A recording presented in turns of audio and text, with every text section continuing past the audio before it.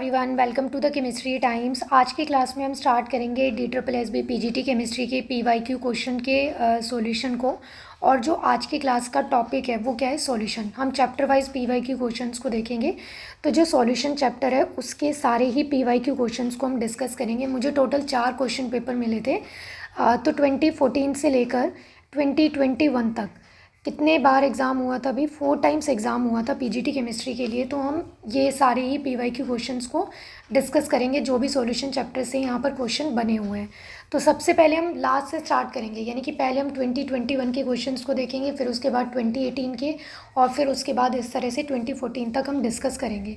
तो चलिए स्टार्ट करते हैं क्लास को। तो देखो, फर्स्ट क्वेश्चन क्या है, the mass percentage of hydrogen in water is. जब आप PYQ क्वेश्चंस को ध्यान से देखोगे, यहाँ पर मैंने ना मास परसेंटेज क्वेश्चन का सिर्फ एक ही क्वेश्चन ऐड किया है। बाकी ये 2018 में भी मास परसेंटेज का क्वेश्चन आया हुआ था कि आपको ऐसे कोई भी कंपाउंड दे दिया और उसके लिए मास परसेंटेज कैलकुलेट करना है। तो फॉर रिवीजन पर्पज़ मैंने यहाँ पर सिर्फ एक ही क्वेश्चन को ऐड किया है, बट ऐसे 1-2 क्वेश्चंस और भी थे पेपर में PYQ क्वेश्चंस में। तो क्या है, देखो, मास परसेंटेज कैलकुलेट करना है किसके लिए, हाइड्रोजन के लिए। किस में कैलकुलेट करना है, वाटर में। तो मास परसेंटेज देखो कैसे कैलकुलेट करते हैं, मास परसेंटेज ऑफ हाइड्रोजन कैसे कैलकुलेट करते हैं, जिसके लिए कैलकुलेट करना होता है उसके मास को हम ऊपर लिखते हैं। किसका कैलकुलेट करना है, हाइड्रोजन का। तो यहाँ पर आप क्या लिखोगे, मास ऑफ हाइड्रोजन, यानी कि यहाँ पर जो भी टोटल मास बनता है हाइड्रोजन का वाटर में वो लिखना है। और डिवीज़न में, फॉर्मूले में क्या है भाई, डिवीज़न में डिनोमिनेटर में क्या आएगा, वाटर का। वाटर में हाइड्रोजन का कैलकुलेट करना है ना, तो वाटर का टोटल जो मास बनेगा, तो वाटर का जो टोटल मास होता है वो क्या होता है, देखो, एक हाइड्रोजन का होता है 1, 2 के लिए होता है 2, प्लस में एक ऑक्सीजन के लिए कितना होता है भाई 16। तो ये कितना आ गया यहाँ पर 18। तो यहाँ पर आपको क्या करना है, मास लिखना है किसका भी, वाटर का, मास ऑफ वाटर H2O का, और मल्टीप्लाई बाय 100 ये कर देंगे। अब यहाँ पर वैल्यूज़ पुट कर दो। तो एक हाइड्रोजन यहाँ पर क्या है, कितने हाइड्रोजन है टोटल वाटर मॉलिक्यूल में, 2 है। एक का मास कितना होता है 1, तो 2 का कितना हो जाएगा 2। डिवीज़न में क्या आ जाएगा भाई 18 एंड मल्टीप्लाई बाय 100। यहाँ पर 18 क्यों आया है, क्योंकि यहाँ पर आपको क्या लिखना था, टोटल मास ऑफ वाटर लिखना था। तो इसे कट करेंगे, सिंप्लीफाई करने के बाद आपके पास क्या आ जाएगा, 100 डिवाइडेड बाय 9। और ये डिवीज़न करने के बाद आपके पास जो वैल्यू आएगी वो कितनी आएगी भाई, 11 पॉइंट समथिंग आएगी। तो यहाँ पर देखो कौन से ऑप्शन में आपको ऐसा ऑप्शन दिख रहा है भाई, कौन से को ऑप्शन का आंसर बनेगा यहाँ पर, ऑप्शन नंबर बी, यही क्या है भाई इसका correct answer. Second question, sugar syrup and T R example of. यहाँ पर पूछा है कि जो ये शुगर का सिरप होता है और जो टी होते हैं ये किसका एग्जाम्पल है। अब ये क्या बनते हैं भाई, कंपाउंड बनते हैं, होमोजीनियस मिक्सचर बनेंगे, हेट्रोजीनियस मिक्सचर बनेंगे, या फिर एलिमेंट्स होते हैं। तो शुगर और टी किसके एग्जाम्पल बनेंगे भाई, ये होमोजीनियस मिक्सचर के। ये क्या फॉर्म करेंगे, होमोजीनियस मिक्सचर। तो इस क्वेश्चन का राइट आंसर क्या आ गया, option number B. Homogeneous mixture कौन से होते हैं, जिसमें क्या होता है, आप डिस्टिंग्विश नहीं कर सकते, डिफरेंशिएट नहीं कर सकते। क्या होता है, यूनिफॉर्म कंपोजिशन बन जाती है थ्रू आउट द सॉल्यूशन, यानी कि सॉल्यूशन में आपको बिल्कुल एक जैसा दिखाई देता है। वहाँ पर आप ऐसे 2 डिफरेंट कंपोनेंट्स को डिस्टिंग्विश नहीं कर सकते, डिफरेंशिएट नहीं कर सकते। That is the homogeneous mixture. Next question देखते हैं अभी, क्वेश्चन नंबर 3 क्या बताया गया है। देखो क्वेश्चन नंबर 3 में, when solid solute is added to a solvent. Solution में क्या होते हैं, देखो सॉल्यूशन के 2 कंपोनेंट होते हैं सॉल्यूशन में। एक क्या होता है, सॉल्यूट होता है। सॉल्यूट क्या होता है, जिसे आप डिज़ोल्व करते हो उसे हम क्या बोलते हैं, सॉल्यूट बोलते हैं। और दूसरा क्या होता है भाई, सॉल्वेंट, जिसमें आप सॉल्यूट को डिज़ोल्व करते हो, डैट इज सॉल्वेंट। यानी कि जिसे डिज़ोल्व कर रहे हैं उसे हम सॉल्यूट बोलेंगे, जिसमें डिज़ोल्व कर रहे हैं डैट इज सॉल्वेंट।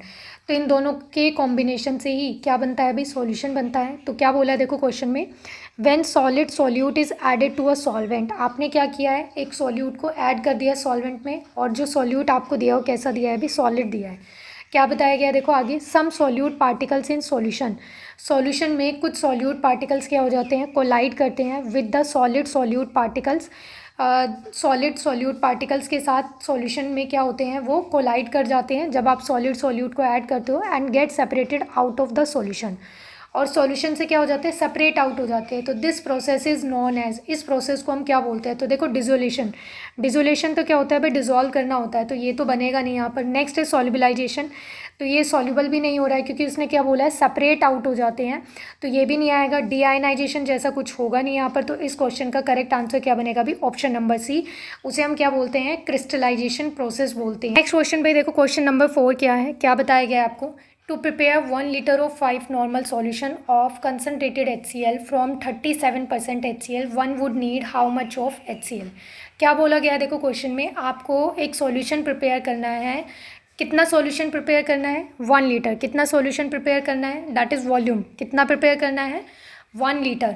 नॉर्मेलिटी दी हुई है सॉल्यूशन की, ये जो 1 लीटर सॉल्यूशन प्रिपेयर करना है इसकी जो नॉर्मेलिटी है इट शुड बी 5n। कितने नॉर्मल होना चाहिए? 5n होना चाहिए, यानी कि नॉर्मेलिटी गिवन है आपको। क्या दी हुई है भाई? नॉर्मेलिटी दी हुई है। किससे प्रिपेयर करना है? From the 37% of HCl। यहाँ पर क्या है? 37% ऑफ HCl आपको दिया हुआ है। इसको आपको चेंज करना है किसमें? 1 litre of 5n normal solution में। इसके लिए आपको कितनी अमाउंट ऑफ, यानी कि 1 would need how much of HCl। How much of HCl का मतलब क्या है? यहाँ पर आपको सेकेंड वॉल्यूम फाइंड आउट करना है। तो सेकंड वॉल्यूम फाइंड आउट करना है तो पहले तो आपको सेकंड वॉल्यूम जो है फाइंड आउट करना है। इसके लिए नॉर्मेलिटी भी पता होनी चाहिए, तभी तो आप ये नॉर्मेलिटी वाला रिलेशन बना सकते हो। ये वाली इक्वेशन यूज़ करनी है। देखो यहाँ पर N1V1 इज इक्वल टू में N2V2। अब देखो क्वेश्चन में आपके पास क्या है? N2 दिया हुआ है, आप इसे N2 बोल सकते हो। N2 कितना है? यहाँ पर देखो 5 नॉर्मल है, मल्टीप्लाई में V2। कितना सॉल्यूशन प्रिपेयर करना है? 1 लीटर। मैं यहाँ पर 1000 ml लिख देती हूँ, ठीक है। 1 लीटर 1000 ml एक ही बात है। इज इक्वल टू में यहाँ पर देखो N1 पता होना चाहिए और V1 पता होना चाहिए। तो यहाँ पर N1 और V1 हम पहले फाइंड आउट करेंगे कि ये क्या है, क्योंकि आपको देखो ये V1 तो क्वेश्चन में पूछा ही है कि कितने वॉल्यूम की नीड पड़ेगी। अब यहाँ पर ये जो 37% HCl दिया हुआ है ना, पहले इसके लिए आप क्या करते हो? नॉर्मेलिटी को फाइंड आउट करते हैं हम, फिर यहाँ पर उसको पुट करेंगे और आपके पास क्या है? V1 आ जाएगा, यानी कि कितना वॉल्यूम आपको नीडेड होगा to prepare the 1 litre solution. And उसकी नॉर्मेलिटी कितनी होगी भाई? 5 नॉर्मल होगी। तो अब ये N1 कैसे फाइंड आउट करेंगे, नॉर्मेलिटी कैसे फाइंड आउट करते हैं? तो एक तो नॉर्मेलिटी का फॉर्मूला होता है आपके पास gram equivalent of solute upon में volume of solution in litre. यहाँ से आप नॉर्मेलिटी फाइंड आउट कर सकते हो। और एक सेकंड फॉर्मूला जो होता है इसका रिलेशन मोलारिटी के साथ, that is valency factor multiply में मोलारिटी। तो हम इस वाले रिलेशन का यूज़ करके यहाँ पर इस सॉल्यूशन के लिए पहले नॉर्मेलिटी को फाइंड आउट करेंगे, देन यहाँ पर पुट कर देंगे और आपके पास क्या आ जाएगा? V1 आ जाएगा। अब ये वैलेंसी फैक्टर क्या होता है? तो देखो वैलेंसी फैक्टर क्या होता है? कितने इलेक्ट्रॉन का क्या है भाई यहाँ पर इन्वॉल्वमेंट है, यानी कि एक स्पीशीज़ से दूसरी स्पीशीज़ को बनने में कितने इलेक्ट्रॉन इन्वॉल्व हो रहे हैं, दैट इज़ वैलेंसी फैक्टर। अगर एसिड है तो कोई एसिड कितने H पॉजिटिव आयन फर्निश करता है, ये वैलेंसी फैक्टर होता है। अगर कोई बेस है तो बेस कितने OH नेगेटिव आयन को फर्निश कर रहा है, प्रोड्यूस कर रहा है, दैट इज़ वैलेंसी फैक्टर। तो अब यहाँ पर आपको क्या दिया हुआ है? एसिड। तो एसिड के लिए यहाँ पर देखो HCl ये कितने आयंस को प्रोड्यूस करेगा? H पॉजिटिव बनाएगा, एक ही बनाएगा, जैसे H2SO4। H2SO4 कितने H पॉजिटिव बनाता है? 2। बट यहाँ पर HCl है, HCl कितने प्रोड्यूस करेगा? 1 ही करेगा। तो इन केस ऑफ HCl यहाँ पर जो वैलेंसी फैक्टर की वैल्यू है वो कितनी आ गई भाई? 1 आ गई है। अब नॉर्मेलिटी फाइंड आउट करनी है तो देखो यहाँ पर मोलारिटी। अब मोलारिटी क्या होती है? देखो यहाँ पर अगर जब आप ये 1 पुट करोगे यहाँ पर वैलेंसी फैक्टर को, तो यानी कि इस सॉल्यूशन के लिए जो नॉर्मेलिटी होगी वही क्या होगी? मोलारिटी होगी। तो यहाँ से आप क्या कंक्लूड कर सकते हो? देखो एक ये पॉइंट और बन गया है जो आप ध्यान रख सकते हो। व्हेन वैलेंसी फैक्टर इज़ 1, जब वैलेंसी फैक्टर 1 होता है तो उस सॉल्यूशन की नॉर्मेलिटी और मोलारिटी क्या होती है भाई? सेम होती है, ठीक है। अब देखो नॉर्मेलिटी कैसे कैलकुलेट करेंगे, तो मोलारिटी कैलकुलेट कर लेते हैं। वही क्या आ जाएगी यहाँ पर? मोलारिटी आ जाएगी, नॉर्मेलिटी बन जाएगी। मोलारिटी का फॉर्मूला क्या होता है भाई? मोल्स ऑफ सोल्यूट अपॉन में volume of solution multiply by 1000। अगर आपके पास सॉल्यूशन क्या होता है? ml में होता है। अब यहाँ पर मैंने ml ही लिया है तो यहाँ पर मैं ml से मल्टीप्लाई ही कर देती हूँ। तो अब देखो मोल्स, अब आपको मोल्स भी नहीं पता है ना ही वॉल्यूम पता है, तो वॉल्यूम और मोल्स देखो कैसे फाइंड आउट करेंगे। अब यहाँ पर वॉल्यूम तो ये आपको क्या करना है अभी? पता ही करना है। तो यहाँ पर देखो नॉर्मेलिटी क्या आ जाएगी? मोलारिटी फाइंड आउट करनी है। मोलारिटी कैसे फाइंड आउट करेंगे? देखो मोल्स कैलकुलेट करने पड़ेंगे आपको पहले। मोल्स का फॉर्मूला क्या होता है? गिवन मास अपॉन में मोलर मास। अब यहाँ पर गिवन मास क्या है? देखो परसेंटेज दी हुई है आपको 37%। इट मीन्स यहाँ पर जो मास दिया हुआ है आपको कितना दिया हुआ है भाई? 37 ग्राम। इस 37% HCl का क्या मतलब है कि भाई 37 ग्राम इन 100 ml, इसका ये मतलब है, ठीक है। तो यहाँ पर अब जो ये मोल्स आएंगे कौन से मास से आएंगे? 37 ग्राम से। अपॉन में मोलर मास किसका लेंगे? HCl का। तो यहाँ पर HCl का जो मोलर मास होता है वो कितना होता है भाई? 36.5, क्योंकि क्लोरीन का कितना होता है? 35.5 और HCl का 1 होता है, तो 1 ऐड कर दोगे तो कितना आ जाएगा? 36.5।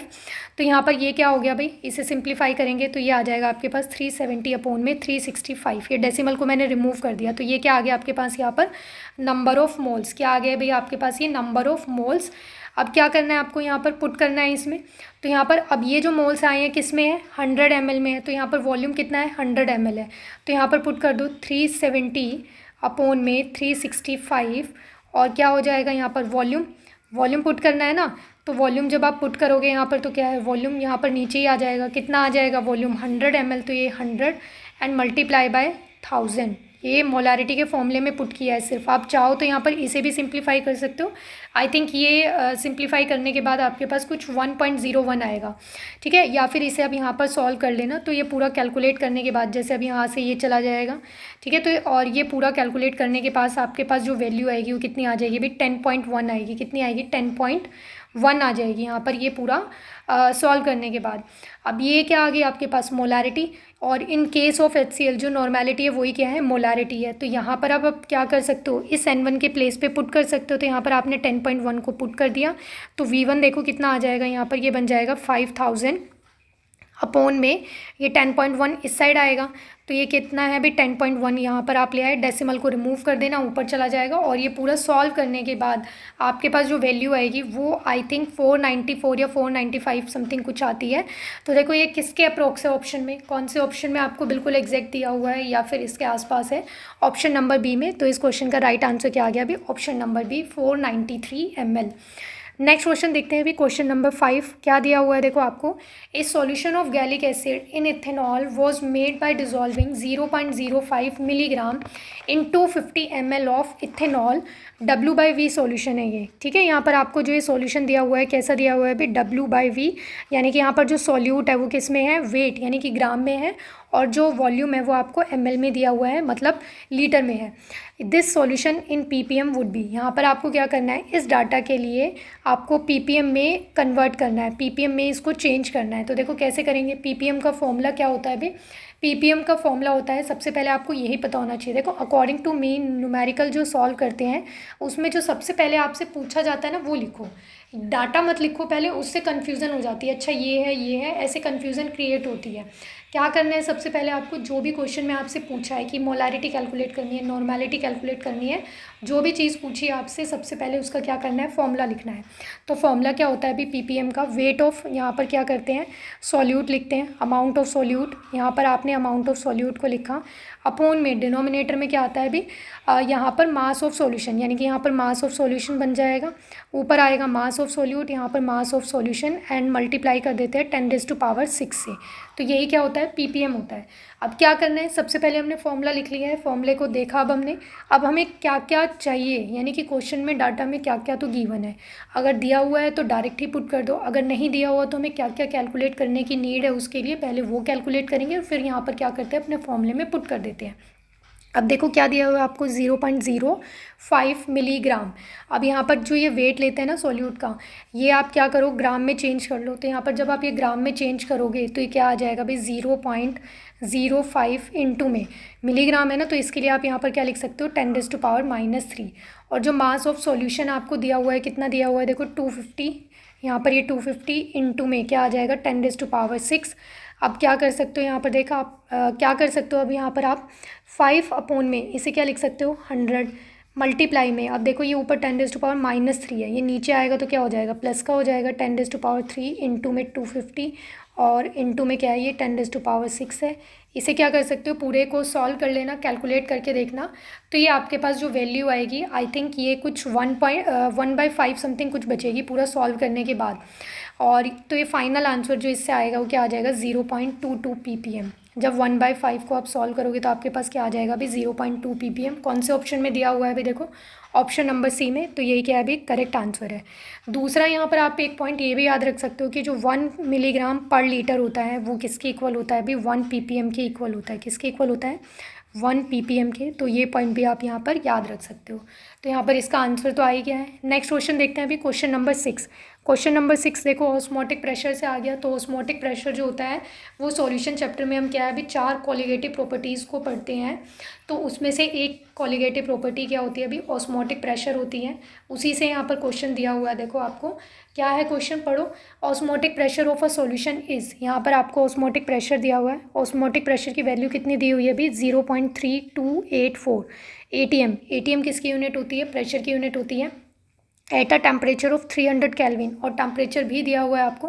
क्या कैलकुलेट करना है अभी यहाँ पर, कंसनट्रेशन इन मोल पर लीटर।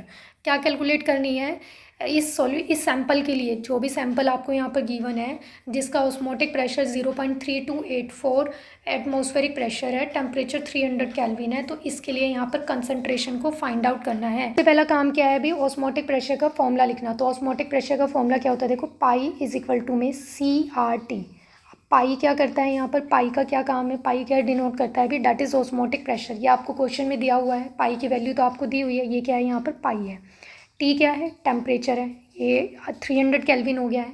आर क्या होता है अभी, गैस कांस्टेंट है। आर क्या है, गैस कांस्टेंट है। जितने भी कांस्टेंट होते हैं उनकी वैल्यूज़ आपको डायरेक्ट याद ही रखनी होती है। तो इसकी जो वैल्यू होती है वो क्या होती है अभी, 0.0821। ये हम यहाँ पर पुट करेंगे। सी क्या है अभी यहाँ पर, कंसंट्रेशन है। सी क्या है यहाँ पर, कंसंट्रेशन है। तो आपको यही तो फाइंड आउट करनी है। देखो क्वेश्चन में यही तो बोला है उसने।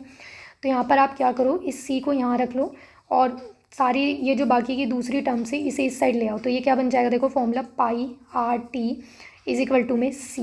यही तो आपको यहाँ पर फाइंड आउट करना है। तो पाई की वैल्यू पुट कर दो, क्या है 0.3284 अपोन में गैस कांस्टेंट कितना है भाई यहाँ पर 0.0821 एंड टेम्परेचर कितना दिया हुआ है आपको, देखो 300 केल्विन, और ये क्या है यहाँ पर सी है। तो आप क्या करोगे, इस पूरे को सॉल्व करके देखना, काट पीट के। ये देखो यहाँ पर 4 प्लेस के बाद डेसिमल है यहाँ पर भी, तो ये डेसिमल तो ऐसे ही रिमूव हो जाएगा। और ये पूरा आप सिंप्लीफाई करके देखना, चेक करके देखना। पर इस क्वेश्चन का आंसर क्या आ जाएगा भाई, ये पूरा आफ्टर द कैलकुलेशन 0.0133। और ये आप खुद कैलकुलेट करके देखना, सिंप्लीफाई करके, क्योंकि ये पूरा डिस्कस करेंगे तो और भी टाइम लग जाएगा। तो यहाँ पर राइट आंसर इसका क्या आ जाएगा, ऑप्शन नंबर सी। कैलकुलेशन वाला पार्ट आप खुद कर सकते हो, मेथड मैंने आपको बता ही दिया है कि कैसे करने हैं क्वेश्चन। नेक्स्ट क्वेश्चन देखते हैं, डैट इज क्वेश्चन नंबर 7। क्या दिया हुआ है देखो, 6 gram of urea is dissolve in 90 gram of boiling water. 6 gram of urea, अब जिसे डिजोल्व करते हैं वो हमारा क्या होता है, सोल्यूट होता है। तो ये क्या है यहाँ पर, सोल्यूट है। ये तो हमें पता लग गया। किस में डिजोल्व कर रहे हैं, वाटर में डिजोल्व कर रहे हैं। तो ये क्या है, वाटर जो है यहाँ पर, और ये अमाउंट है, ये किसकी अमाउंट हो गई है अभी, सॉल्वेंट की। किसकी अमाउंट हो गई है, सॉल्वेंट की। The vapour pressure of the solution is, यहाँ पर आपको क्या कैलकुलेट करना है अभी, वेपर प्रेशर कैलकुलेट करना है। तो क्या रिलेशन होता है वेपर प्रेशर का, कैसे कैलकुलेट कर सकते हैं, देखो रिलेटिव लोअरिंग वेपर प्रेशर वाला जो फॉर्मूला होता है ना, उसको हम यूज़ करेंगे यहाँ पर। क्या होगा देखो उसका formula, P naught minus P upon में P naught is equal to में क्या होता है, XB। ये यहाँ पर क्या होते हैं, ये क्या होता है अभी, मोल फ्रैक्शन होता है। क्या होता है अभी, ये मोल फ्रैक्शन होता है सोल्यूट का। B क्या डिनोट करता है, B को आप जनरली जब बुक्स में देखते हो तो ये क्या डिनोट करता है, सोल्यूट की अमाउंट को। और A किसके लिए होता है, सॉल्वेंट के लिए होता है। और बाकी आप अपने इच्छा अनुसार कुछ भी लिख सकते हो, ऐसा कुछ नहीं है। तो यहाँ पर क्या है, XB, बस समझ में आना चाहिए कि आपने क्या डिनोट किया है। तो P नोट, ये नोट जो होता है किसके लिए होता है, प्योर के लिए होता है। नोट जो हम रिप्रेजेंट करते हैं किसके लिए होता है, प्योर के लिए होता है। और ये P क्या है यहाँ पर, प्रेशर है। तो यहाँ पर जो प्योर सॉल्वेंट के लिए जो प्रेशर आएगा वो क्या है, P नोट है, माइनस यहाँ पर जो सॉल्यूशन का प्रेशर बनेगा वो अपोन में क्या है यहाँ पर, फिर अगेन प्योर का है। और XB क्या होता है अभी, मोल फ्रैक्शन होते हैं। तो मोल फ्रैक्शन का मतलब क्या होता है, देखो मोल फ्रैक्शन को आप इस वाले प्लेस पे यहाँ पर ऐसे भी लिख सकते हो। यहाँ पर B लिखा है, मतलब B के मोल फ्रैक्शन की बात हो रही है। तो मोल फ्रैक्शन का फॉर्मूला फॉर B सोल्यूट क्या बन जाएगा, मोल्स ऑफ सोल्यूट अपोन में टोटल मोल्स ऑफ सॉल्यूशन। तो यहाँ पर टोटल मोल्स किसके होंगे, B के होंगे और A के होंगे। अब B क्या है यहाँ पर, देखो B किसके हैं, यूरिया के। आप चाहो तो यहाँ पर U भी लिख सकते हो, इससे क्लियर हो जाएगा आपको। ये जो मोल फ्रैक्शन है किसके लिए, U के लिए। तो यहाँ पर ये moles of urea and moles of urea and moles of water, ये NW लिख दिया है। इस तरह से बन जाएगा ये रिलेशन यहाँ पर।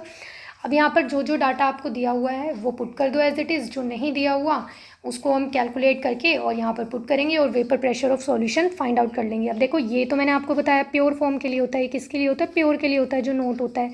ये फाइंड आउट करना है आपको, सॉल्यूशन के लिए क्या होता है, P होता है।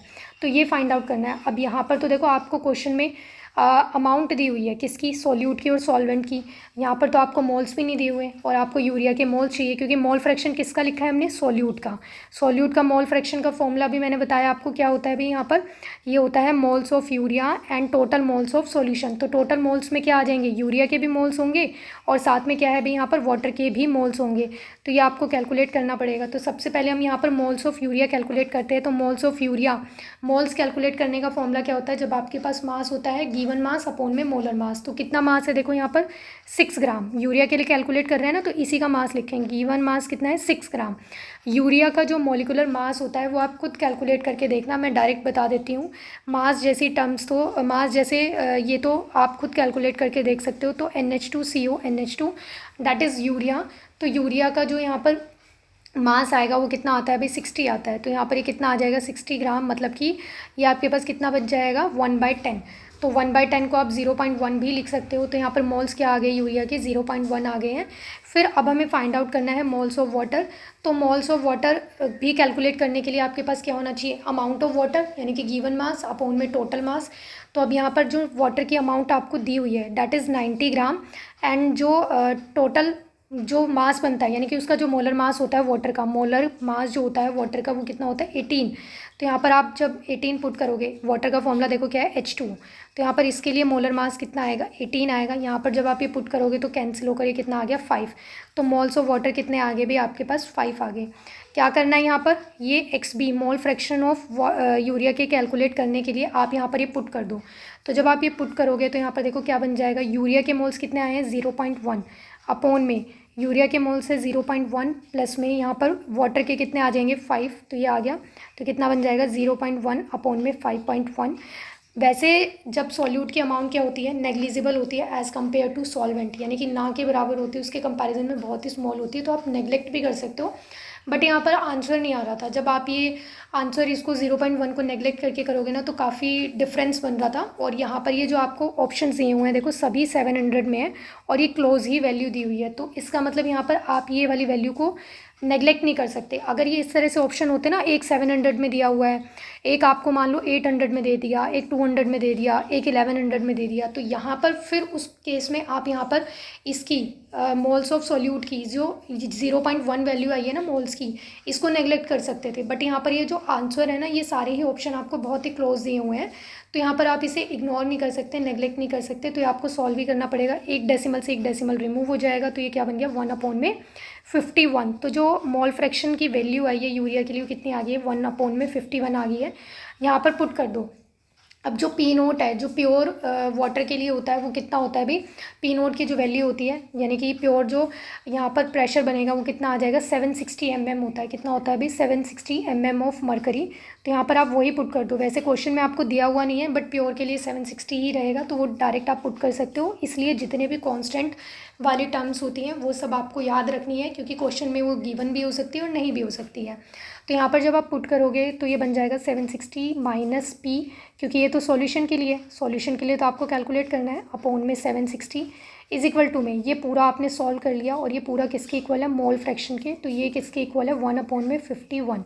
क्या करेंगे अब हम यहाँ पर क्रॉस मल्टीप्लाई करेंगे। तो क्रॉस मल्टीप्लाई करने पर 760 को जब आप यहाँ पर 51 से मल्टीप्लाई करोगे तो ये समथिंग कुछ आएगा 38,760 माइनस फिर क्या है 51, यहाँ पर प्रेशर ऑफ सॉल्यूट आ जाए, सॉल्यूशन आ जाएगा इज इक्वल टू में 760।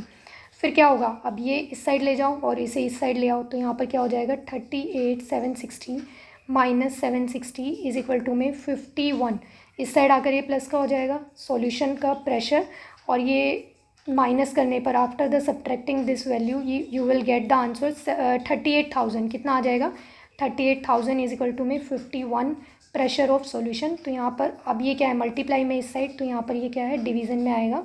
और आफ्टर डिवाइडिंग यहाँ पर जो आंसर आएगा वो कुछ अप्रोक्सीमेशन में आएगा। आपके पास कितना आ जाएगा 745 समथिंग कुछ आएगा, यानी कि 744.8 आप यहाँ पर टिक कर सकते हो। तो इस क्वेश्चन का राइट आंसर क्या आ गया अभी, option number D. Now we will discuss the question number 8। क्या है देखो क्वेश्चन नंबर 8, इफ NaCl क्या होता है अभी, sodium chloride ionise to an extent of 100% in aqueous solution. यहाँ पर बताया है कि जो NaCl है, सोडियम क्लोराइड है, वो 100% क्या हो गया है, आयनाइज हो गया है सॉल्यूशन में अपने। तो the value of want of factor is, तो जो वांट ऑफ फैक्टर होता है इसे आप आई से डिनोट करते हो।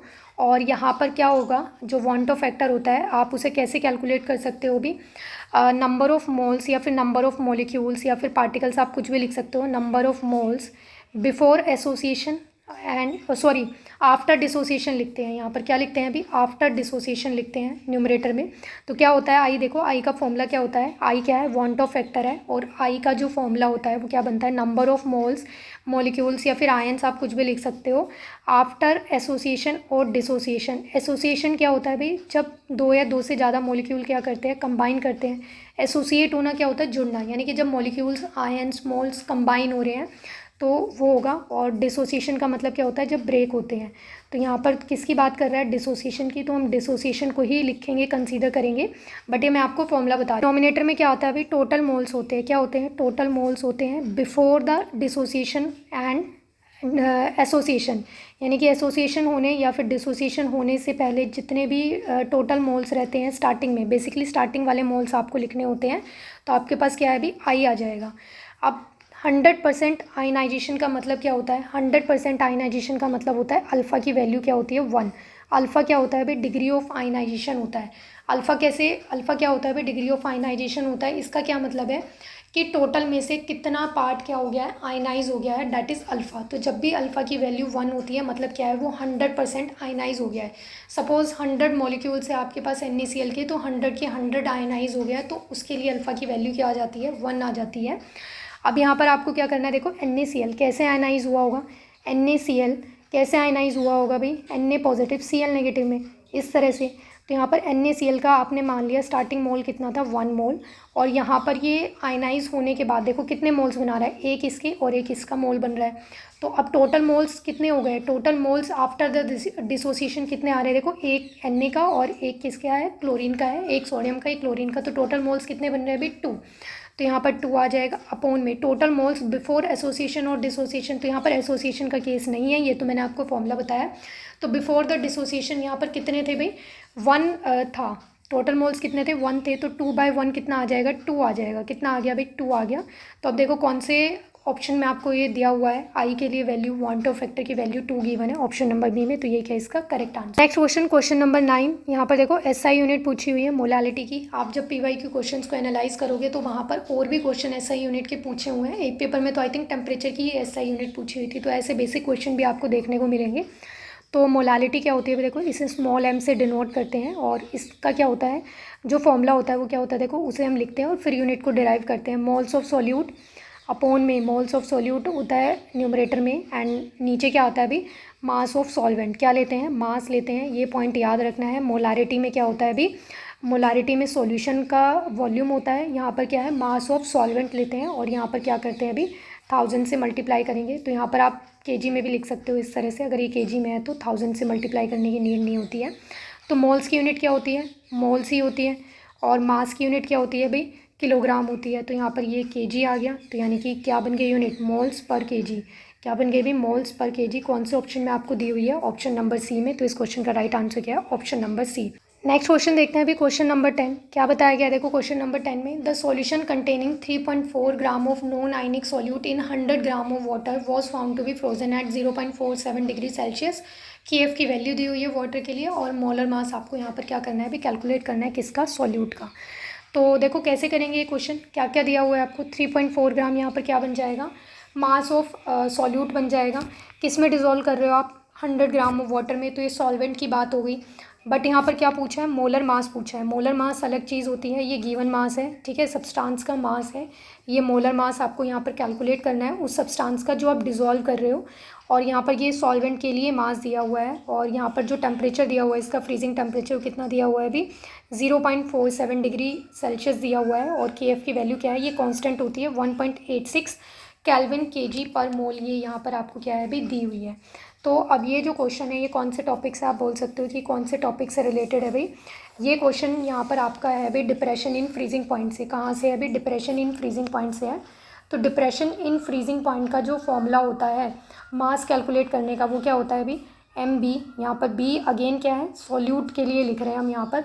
ये क्या होता है अभी, Kf मल्टीप्लाई में क्या होता है, वेट ऑफ सॉल्यूट, मल्टीप्लाई में यहाँ पर फिर क्या होता है 1000, और डिवीज़न में क्या आता है भाई, डिनोमिनेटर में यहाँ पर ये आता है del TF, मल्टीप्लाई में फिर क्या होता है WA।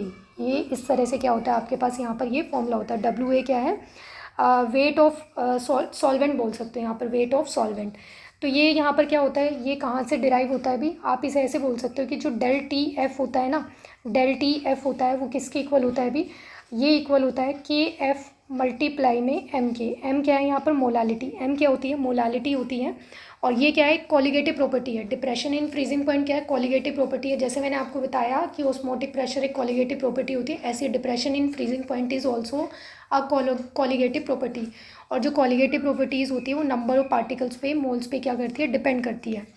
तो यहाँ पर जो ये डेल टी एफ है, टेम्परेचर में जो डिफरेंस आता है वो किसके इक्वल होता है, वो डायरेक्टली प्रोपोर्शनल होता है मोलारिटी के। तो यहाँ पर डायरेक्टली प्रोपोर्शनल के साइन को रिमूव करके क्या आता है अभी, के एफ आता है, कांस्टेंट आता है, जिसकी वैल्यू यहाँ पर आपको दी हुई है। तो जब आप ये मोलालिटी का फॉर्मूला यहाँ पर पुट करोगे, मोलालिटी का फॉर्मूला क्या होता है, मोल्स ऑफ सॉल्यूट अपोन में क्या होता है, मोल्स ऑफ सॉल्यूट अपोन में मास ऑफ सॉल्वेंट मल्टीप्लाई में 1000। तो मोल्स के फॉर्मूले को भी जब आप बिल्कुल ओपन करके लिख देते हो, यहाँ पर ये जो रिलेशन आएगा आपके पास ये आ जाएगा इस तरह से, ठीक है।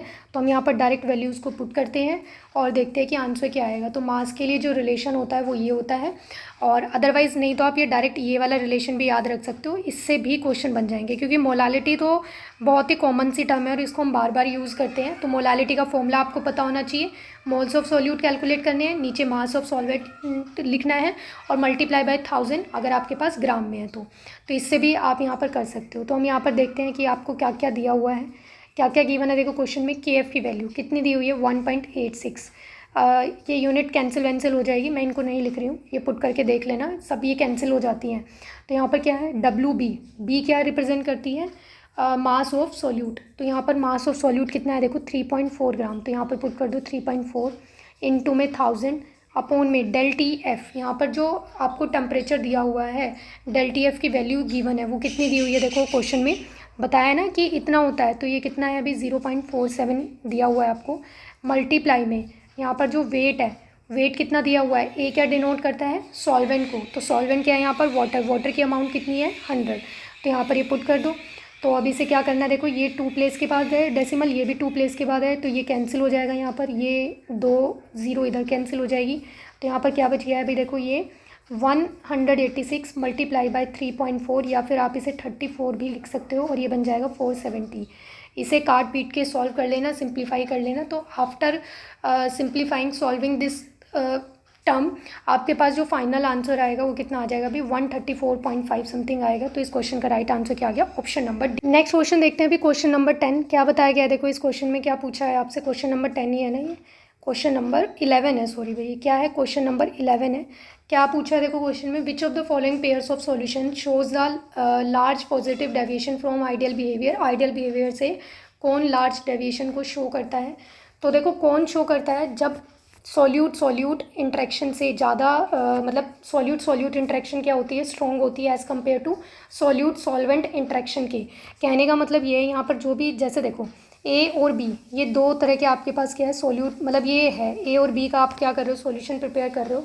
तो यहाँ पर जो है ए की इंट्रैक्शन एंड बी की इंट्रैक्शन, यानी कि बी मॉलिक्यूल्स आपस में जो इंट्रैक्शन शो कर रहे हैं, ए मॉलिक्यूल जो आपस में इंट्रैक्शन शो कर रहे हैं, it should be stronger than, यानी कि आपस में जो ये करेंगे ए बी इंट्रैक्शन से क्या होनी चाहिए, स्ट्रॉन्ग होनी चाहिए। तो यहाँ पर क्या करते हैं, पॉजिटिव डेविएशन शो करते हैं। तो अब ये किसके केस में होती है, जो आपको ये ऑप्शंस दिए हुए हैं, cyclohexane, carbon, water, propyl, alcohol, water and nitric acid, acetone and chloroform. तो ये जो यहाँ पर इंट्रैक्शन स्ट्रॉन्ग बनेगी, यानी कि खुद के साथ ही इंट्रैक्शन जिसकी स्ट्रॉन्ग होती है एज़ कम्पेयर टू आपस में जब ये सॉल्यूशन प्रिपेयर करते हैं, वो किसकी होती है अभी, ऑप्शन नंबर बी की, वाटर एंड प्रोपाइल अल्कोहल। यहाँ पर क्या है, हाइड्रोजन बॉन्डिंग फॉर्म होगी, जिसकी वजह से क्या है भाई, यहाँ पर ये जो ए इंट्रैक्शन है, यानी कि वाटर और वाटर की वाटर के साथ इंट्रैक्शन क्या है, स्ट्रॉन्ग होगी as compared to water and propyl alcohol की आपस में होने से। तो यहाँ पर इस क्वेश्चन का राइट आंसर क्या आ जाएगा अभी, option number B. Next question देखते हैं अभी, क्वेश्चन नंबर 12। यहाँ पर क्या बताया गया है क्वेश्चन में और क्या पूछा है, देखो 100 ml of 1 molar HCl, 200 ml of 2 molar HCl and 300 ml of 3 molar HCl is mix. यहाँ पर ये 3 सॉल्यूशन आपको दिए हुए हैं, इनका वॉल्यूम डिफरेंट है, मोलारिटी भी डिफरेंट है। तो जो फाइनल सॉल्यूशन बनेगा उसकी यहाँ पर आपको मोलारिटी फाइंड आउट करनी है। तो जब भी कोई ऐसा क्वेश्चन होता है तो उसके लिए आपको क्या फॉर्मूला यूज़ करना है, फाइनल मोलारिटी को कैलकुलेट करने के लिए M1V1 प्लस में M2V2 प्लस में M3V3, यानी कि जितने भी सॉल्यूशन है उन सब के लिए ऐसे लिख के और क्या करना है, टोटल नीचे टोटल वॉल्यूम लिख देना है, ठीक है, जो भी टोटल वॉल्यूम बन जाएगा आफ्टर द मिक्सिंग। तो यहाँ पर देखो m1 की वैल्यू क्या बन जाएगी, यहाँ पर m1 क्या है, मोलारिटी, तो यानी कि 1 मल्टीप्लाई में क्या आ जाएगा 100 प्लस सेकेंड मोलारिटी आपको कितनी दी हुई है 2, तो यहाँ पर 2 मल्टीप्लाई में सेकेंड वॉल्यूम कितना है अभी 200 एंड प्लस में फिर क्या है 3 मोलारिटी यानी कि 3 मोलर एंड वॉल्यूम कितना दिया हुआ है आपको 300, 3 मल्टीप्लाई बाय 300 अपोन में क्या है 100 प्लस में 200 प्लस में कितना है भाई 300 आ जाएगा। तो यहाँ पर ये कितना आ जाएगा, ये आएगा 1400 अपोन में नीचे कितना आ जाएगा अभी 600। तो यहाँ पर ये आप सिंप्लीफाई करके देख लेना, तो 14 डिवाइडेड बाय जब आप 6 करोगे तो ये कितना आएगा 2.33 आएगा। तो रिजल्टिंग सॉल्यूशन की जो मोलारिटी होगी that is option number C 2.33 molar. तो यहाँ पर हम एंड करते हैं आज के सेशन को, और आज की क्लास में हमने जितने भी क्वेश्चंस को डिस्कस किया है ये सारे ही क्वेश्चन 2021 में पीजीटी का जो एग्ज़ाम हुआ था पीजीटी केमिस्ट्री का DSSB का, सारे क्वेश्चंस हमने वहीं से डिस्कस किए हैं, वहीं के क्वेश्चन है, मैंने अपनी तरफ से कोई क्वेश्चन ऐसे ऐड नहीं किया है। और जो बाकी के क्वेश्चंस बच गए हैं उनको हम और नेक्स्ट सेशन में डिस्कस करेंगे। तो तब तक पढ़ते रहना, रिवाइज़ करते रहना, मिलते हैं नेक्स्ट क्लास।